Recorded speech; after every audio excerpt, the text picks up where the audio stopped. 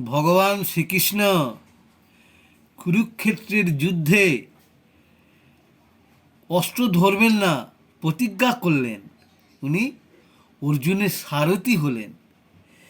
কিন্তু ভীষ্মদেব উনি প্রতিজ্ঞা করলেন যে আমি অস্ত্র ধরাবই। তো সেই জন্য এমন যুদ্ধ করেছিলেন, তো সেই দিনে অর্জুন পারছে না, ভগবানও পর্যন্ত অতিষ্ঠ হয়ে যাচ্ছিলেন।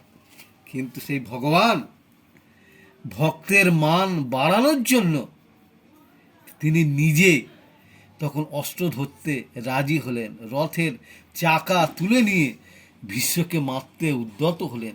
তো ভগবান নিজে পরাজিত হন, নিজে ছোট হয়ে যান, নিজে অসম্মানিত হন। এই জন্যেই না উনি ভক্তকে সর্বদাই উঁচুতে রাখতে চায়, সম্মানিত করতে চায়। সেই ভক্তকে বড় করার জন্য ভগবান নিজে ছোট হয়ে ভক্তকে বড় করলেন। এইটাই জগৎকে শিক্ষা দিয়ে গিয়েছিলেন। সেই জন্য উনি হচ্ছেন ভক্তের ভগবান। ভক্তকে সদা সর্বদাই উঁচুতে রাখতে চান, তার সম্মান, তাকে সম্মানিত করতে চান।